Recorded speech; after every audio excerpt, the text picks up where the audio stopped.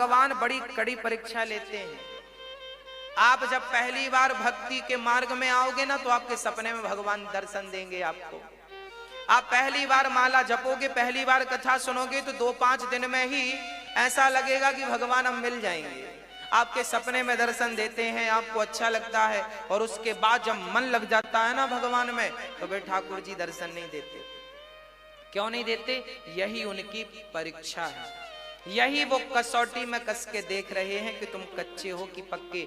अब तुम पकाओ अपने आप को, करो भजन, करो भजन। एक जिद होनी चाहिए।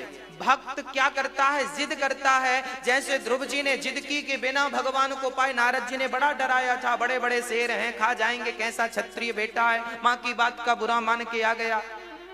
हाँ, नारद जी ने बहुत डराया, जंगल खतरनाक है, शेर मार डालेगा। ध्रुव जी ने कहा कल मरने का आज मर जाऊं, पर भगवान को प्राप्त किए बिना अब लौटने की कोई बात नहीं करूंगा। ये जिद जो है भगवान को पाने की, यही जिद भगवान तक पहुंचाती है।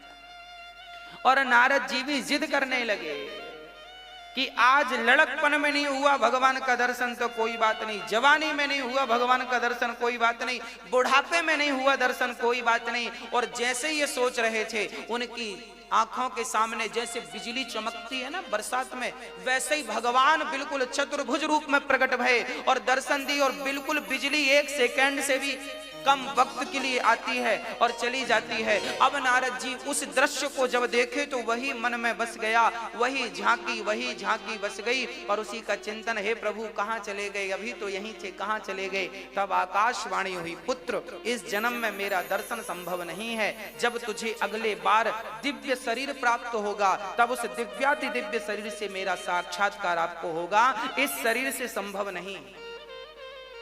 हाँ जी। अच्छा एक बात बताओ, अभी कोरोना काल में कोरोना के मरीज का इलाज करने के लिए डॉक्टर ने ड्रेसअप जो पहन रखा था वो अलग था कि नहीं? हाँ या ना? क्या था? एक पूरा पॉलीथीन के लेयर से ढका, फिर पॉलीथीन के लेयर से ढका, पॉलीथीन का कोट, पॉलीथीन का ये ग्लव्स वगैरह, पांव का जूता, 1 नहीं 2 नहीं 3 नहीं 4 नहीं 5-5 लेयर लगाए थे कि नहीं? हाँ या ना? क्यों लगाए थे? क्योंकि सामान्य इन हाथों से कोरोना के मरीज को पकड़ेंगे तो हमें भी हो जाएगा। बस मेरी माँ, जैसे कोरोना के मरीज के लिए डॉक्टर ने विशेष प्रकार के ड्रेसअप पहन रखी थी, उसी प्रकार से भगवान की प्राप्ति के लिए ये शरीर पर्याप्त नहीं है। भगवान जब अपनी प्राप्ति कराते हैं तो इस शरीर को छोड़कर परमात्मा के दिव्य शरीर प्रदान करते हैं। उस दिव्य शरीर से भगवान का दरस परस संभव है, इस शरीर से संभव नहीं। इसलिए नारद जी को इस जन्म में भगवान की प्राप्ति नहीं हुई, पर अगले बार शरीर पूरा किया भगवत चिंतन करते करते तो ब्रह्मा के पुत्र तो ऑलरेडी थे, फिर इन्हें नारद जी का शरीर प्राप्त हो गया। श्राप के कारण पतन हुआ, फिर इनको मिल गया। और अब नारद जी अपने पिताजी से दूरी बना के रखते हैं। ज्यादा भगवान नारायण के घर जाते हैं, पिताजी के घर कम जाते हैं। इनको पता पिताजी का स्वभाव, फिर श्राप राप दे दें तो फिर जाना पड़े, इसलिए दूर ही रहते हैं भगवान नारायण के पास, क्योंकि वो बढ़िया है। अरे भगवान नारायण तो ऐसे हैं कि उन पर गुस्सा भी कर ले कोई। स्वयं देखो ना, एक बार नारद जी ने श्राप दे दिया था भगवान नारायण को। एक बार नारद जी का मन हुआ कि हम शादी कर लें, सबके बच्चे बच्चे देखते तो उनका भी मन हो गया, अपने भी होते तो बढ़िया हो जाता। शादी करने का मन बनाया तो भगवान से कहने लगे, प्रभु आपन रूप देहु प्रभु मोही, और जैसा मेरे लिए उचित हो, हित हो, वो आप करो, और प्रभु मुझे अपना रूप दे दो। तो भगवान ने बंदर वाला रूप दे दिया। अच्छा, भगवान ने बंदर का रूप क्यों दिया? क्योंकि नारद जी ने कहा ही था अपना रूप दे दो। तो भगवान के सारे रूप भगवान के ही तो हैं। यहां जितने मुख दिख रहे हैं, जितने रूप दिख रहे हैं, ये सारे रूप किसके हैं? भगवान के। बंदर का रूप भगवान का, बिल्ली का रूप भगवान का, हाथी का रूप भगवान का, बारह का रूप भगवान का। अरे इस सृष्टि में जहां देख रहे हो, जिसे देख रहे हो, कीट पतंगा का रूप भी परमात्मा है, हरि व्यापक सर्वत्र समान। उसके अतिरिक्त क्या है? जैसे मिट्टी के घड़े में मिट्टी के अतिरिक्त कुछ नहीं है, उसी प्रकार इस संसार में, इस ब्रह्मांड में उस परमात्मा के सिवा कुछ नहीं है। बस भक्तों देखने का नजरिया है। अच्छा बताओ ये क्या है? बताओ ये क्या है? बोलो जोर से। रुमाल। आपको तो रुमाल दिख रहा है, हमें तो कुछ और दिख रहा है। आप कहेंगे कपड़ा, तो ना ये रुमाल है ना ये कपड़ा है, ये मात्र एक धागा है। इसका एक एक धागा निकालता जाऊं तो ना रुमाल जैसा कुछ बचेगा ना कपड़े जैसा बचेगा। है तो एक्चुअली धागा, पर कहते हैं रुमाल और कपड़ा। उसी प्रकार ये संसार एक्चुअली है तो परमात्मा ही। जैसे धागा धागा मिल करके एक वस्त्र बन गया, उसी प्रकार परमात्मा परमात्मा मिलके ये संसार बन गया। उस परमात्मा के सिवा इस ब्रह्मांड में कुछ नहीं है। जैसे इस धागा, इस कपड़े में धागा समाया है, उसी प्रकार इस सृष्टि में वो परमात्मा समाया बैठा है। बस नजरिया देखने का है। किसी को कपड़ा दिखता है, किसी को रुमाल दिखता है, पर किसी विवेकशील को तो धागा ही दिखे, वो जानता है धागा ही। उसी प्रकार आपको ये संसार दिखता है तो किसी को ये स्त्री पुरुष बेटा बेटी पेड़ पौधे हाथी नदी तालाब समुद्र दिखता है, पर जो परमात्मा को जानने पहचानने वाला परम भक्त है वो तो सर्वत्र परमात्मा का ही दर्शन करता है कि मेरे परमात्मा ही समाये हैं सबके रूप में, ना जाने किस रूप में नारायण मिल जाए। इसलिए भगवान का ही दर्शन करने का अभ्यास करना चाहिए। आज नारद जी ने दिव्य शरीर पाकर के परमात्मा की शरणागति प्राप्त की। आप भी भगवत भक्ति भगवत चिंतन में लगे रहिए। पता नहीं कब आपको भगवत प्राप्ति हो जाए, कब भगवत दर्शन हो जाए। कभी तो कृपा करेंगे, कभी तो कृपा करेंगे, कभी तो कृपा करेंगे। राम राम रटते रहो जब तक घट में प्राण, कभी तो दीन दयाल के भनक पड़ेगी कान। श्री नारद जी महाराज ने कहा कि अब तो देखो, अब व्यास जी ने नारद जी की पूर्व चर्चा सुन के कहा कि वाह, संतों की कृपा का ये फल है, ये प्रेम। अच्छा, नारद जी की पूर्व कथा जब व्यास जी ने सुनी तो बड़े प्रभावित भये और भागवत की सुंदर सी व्याख्या शुरू कर दी। भागवत को कहां से प्रारंभ किया? ब्रह्म सूत्र से। चर्चाएं कहां से लाई? अच्छा, महाभारत उनका सबसे बड़ा महाग्रंथ था, महाकाव्य था, तो महाभारत से ही भागवत को प्रारंभ करते हैं व्यास जी महाराज। महाभारत की कौन सी बात से प्रारंभ करते हैं? महाभारत की चर्चा से। अच्छा, महाभारत क्यों हुआ था? महाभारत कौरव और पांडवों के बीच में हुआ। क्यों हुआ था? कारण था।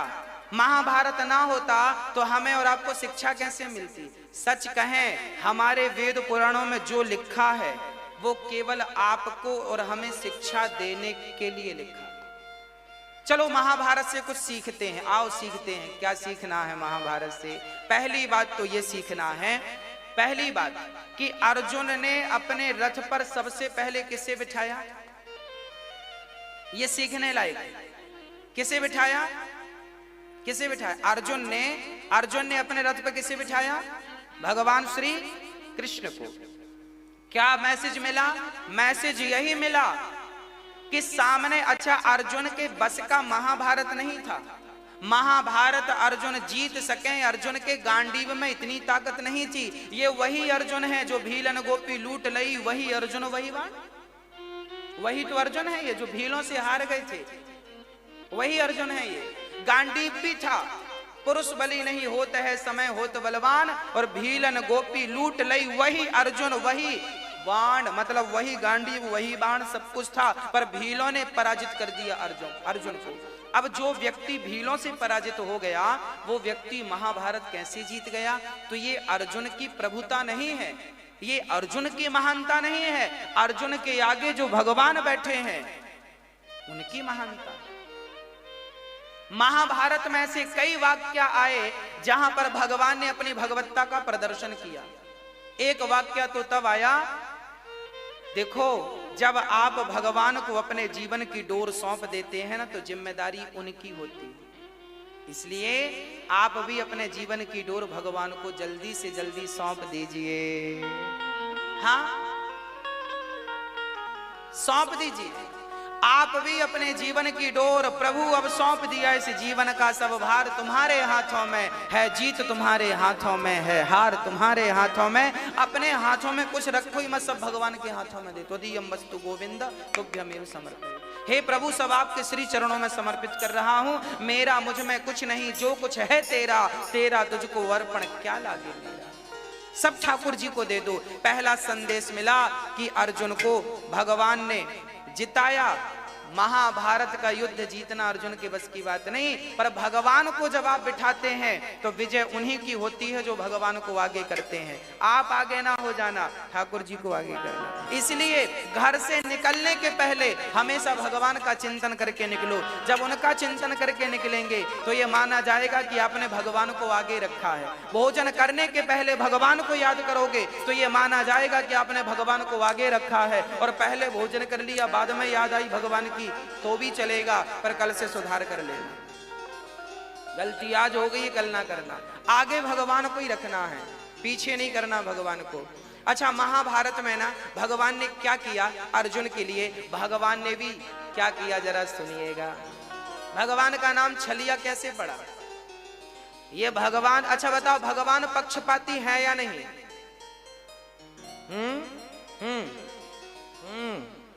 कौन सा वाला? भगवान पक्षपाती हैं? कुछ कह रहे हैं, कुछ कह रहे नहीं। बलि ने कहा, कह बाली सुन भीरु प्रिय समदर्शी रघुनाथ, जो कदाचि मोहि मारे हूं तो पुनि हूं सनाथ। बाली ने अपनी तारा पत्नी से कहा। बाली की पत्नी तारा ने समझाया, सुनो, राम से सुग्रीव से युद्ध ना करना, क्योंकि वो सुग्रीव वो वाला सुग्रीव नहीं है, अब उसके ऊपर राम का हाथ है। पर बाली ने कहा, कह बाली सुन भीरु प्रिय सुन, वो राम समदर्शी रघुनाथ, जो कदाचि मोहि मारी हूं तो पुनि हूं सनाथ।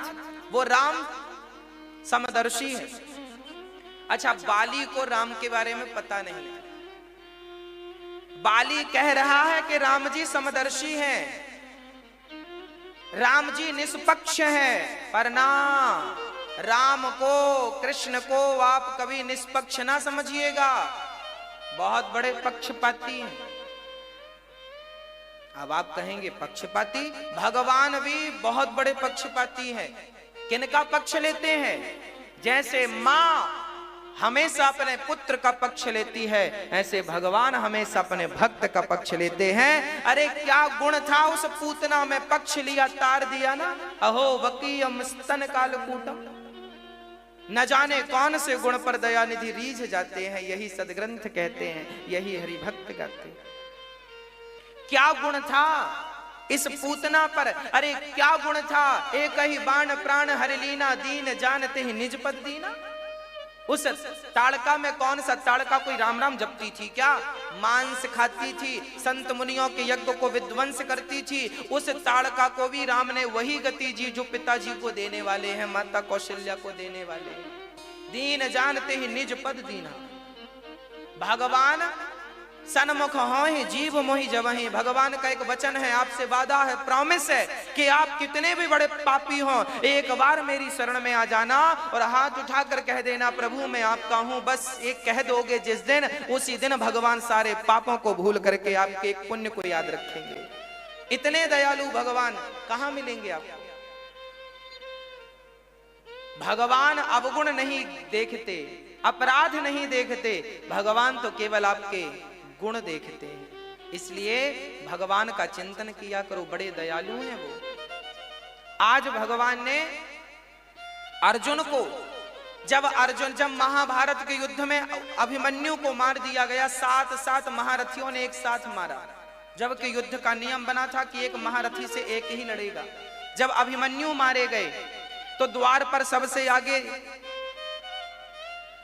जो खड़े थे दुर्योधन के जीजा जी खड़े थे।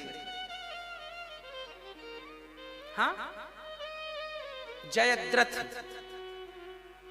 वो भीम भैया को जाने नहीं दिए और अभिमन्यु मारे गए। अर्जुन ने प्रतिज्ञा ले ली कि जिस जयद्रथ के कारण मेरा पुत्र मरा है, मैं कल के युद्ध में इसे मार डालूंगा, नहीं तो अग्नि में जल करके समाप्त कर दूंगा अपने आप को। ये प्रतिज्ञा अर्जुन ने की। भगवान ने कहा, अर्जुन जरा दिमाग से काम लिया करो, आप जानते हो कल को युद्ध ही करने नहीं आया जयद्रथ को, तो क्या कर लोगे। और जयद्रथ ने तैयारी बना ली कि कल अर्जुन मुझे मार डालेगा। डर गया, बोरिया बिस्तर बांध के जा रहा था। बाद में भगवान की मति गति ऐसी हुई कि सबने रोका और कहा कि हम तो हैं, इसका क्रियाकर्म देख के जाओ अर्जुन का, तो रोक लिया। और दूसरे दिन युद्ध हुआ तो जयद्रथ बहुत दूर थे अर्जुन से। शाम के 4 बज रहे थे, 4:30 बज गए, 5 बज रहे थे। देखो अभी कितना बजा, 5 बज रहे हैं ना। अभी देखो युद्ध कब से, इसी टाइम पे तो युद्ध हुआ था। आज गीता जयंती है ना, आज के दिन भगवान श्री कृष्ण ने अर्जुन को गीता सुनाई थी, और गीता सुनाई पूरी हुई तो फिर इसी महीने में युद्ध भी चालू हो गया होगा। लगभग यही समय था, ठंडियों का सर्दियों का समय। इस टाइम तो दिन भी छोटे होते हैं। तो देखो लगभग 5 बज रहे थे और सूर्य अस्ताचल की तरफ थे, और अर्जुन अभी कोसों दूर थे जयद्रथ से। अब तो कंफर्म हो गया कि अर्जुन आज मारे जाएंगे, क्योंकि नहीं मार पाए तो अग्नि में जल के मरेंगे। तब भगवान ने यहां पर माया, देखिए भगवान कितने बड़े पक्षपाती हैं। अपने भगत के लिए क्या करते हैं वो बता रहा हूं आपको। भगवान ने दिन को ही रात कर दिया, माया को। माया आओ, योग माया मुपाश्रित आओ, यहां भी तुम्हारा आश्रय लेंगे। और जरा दिन को ढक दो सूर्य भगवान को। बादलों ने ऐसा ढका, ऐसा लगा अस्त हो गया। अस्त हो गया तो बढ़िया शंख बजने लगे, और दुर्योधन ने तुरंत लकड़ियां समेट के चिता बना दी। चल अर्जुन जल। अर्जुन ने अपना गांडीव रखा, भगवान को प्रणाम किया। प्रभु बस हमारी तुम्हारी यहीं तक की थी। भगवान चुपचाप खड़े हैं, भगवान सब जानते हैं। अच्छा ये बात अर्जुन को पता नहीं थी। अर्जुन को लगा सचमुच अस्त हो गया। अब अर्जुन तो जलने के लिए चल पड़े, प्रतिज्ञा थी मर जाऊंगा, चल पड़े। तब तक जयद्रथ को रहा ना गया, उसको लगा मैं अपने दुश्मन को, अब तो अस्त ही हो गया, अब तो कोई समस्या नहीं है। सारी सिक्योरिटी तोड़ता हुआ, लोगों ने मना किया मत जाओ मत जाओ मत जाओ, जानता नहीं है वहां छलिया खड़ा है। भगवान कृष्ण जब युद्ध महाभारत का हो रहा था ना, उसके पहले दुर्योधन भी गया था भगवान से कहने कि आप हमारे पक्ष में युद्ध करो, और अर्जुन भी गए थे कि हमारे पक्ष में युद्ध करो। भगवान ने कहा था कि जो सबसे पहले मेरे को दिखेगा मैं उसी से। तो आया तो पहले दुर्योधन पर सिर के पास खड़ा हो गया, और अर्जुन चरणों के पास खड़े हुए, तो पहला अवसर अर्जुन को मिला। अर्जुन से कहा तुम्हें क्या चाहिए। एक तरफ मेरी नारायणी सेना है, एक तरफ मैं हूं, बोलो किसे चुनते हो। अर्जुन ने कहा आपको चुनता हूं। दुर्योधन बड़ा प्रसन्न हुआ, वाह बड़ा मूर्ख आदमी है ये। दुर्योधन को लगा कि ये मूर्ख है, चोर गवार संत मुनि ज्ञानी जस आपन तस दूसर जाने। तो जो जैसा होता है ना सामने वाले को वैसा ही समझता है। दुर्योधन को लगा मैंने बुद्धू बना दिया अर्जुन को, मैंने सेना ले लिया। और जब लेकर के बाहर निकले, अर्जुन ने कृष्ण को लिया, दुर्योधन ने अक्षौहिणी सेना को ली। अब अर्जुन बाहर आए तो दुर्योधन ने कहा अर्जुन मक्खन मक्खन तो हमने ले लिया, छाछ छाछ तुम्हारे पास। मतलब कृष्ण तो निहत्थे हैं, उन्होंने पहले ही कह दिया मैं किसी पक्ष से युद्ध नहीं करूंगा। तो दुर्योधन ने दिमाग लगाया कि जब युद्ध करना ही नहीं है तो इनको लेके करेंगे क्या। तो दुर्योधन ने कहा सेना रूपी मक्खन तो हमने ले लिया, बची कृष्ण निहत्थे छाछ वो तुमने ली। तो अर्जुन ने भी मुस्कुराते हुए कहा दुर्योधन यदि मक्खन मक्खन तुमने ले लिया है तो कोई बात नहीं, मक्खन चोर तो मेरे ही पास है। मक्खन कहीं भी होगा चुरा के मेरे पास लाएगा, माखन चोर मेरे पास है। आज जयद्रथ आया और आकर खड़ा हुआ, और जैसे ही खड़ा हुआ भगवान ने योग माया से कहा चलो हो गया काम, हट जाओ। और जब हटा तो अभी सूर्य भगवान की कुछ किरण बाकी थी, अस्त में थोड़ा सा 5 मिनट का वक्त था। भगवान ने कहा अर्जुन सबको भ्रमित कर दिया है बादलों ने, अभी अस्त नहीं हुआ। ये रहा तेरा गांडीव और ये रहा तेरा दुश्मन, उठा गांडीव और मार दुश्मन को, पर याद रहे इसका सिर कट के यहाँ नहीं गिरना चाहिए, नहीं तो मारने वाला भी मर जाएगा। इसके पिताजी फलानी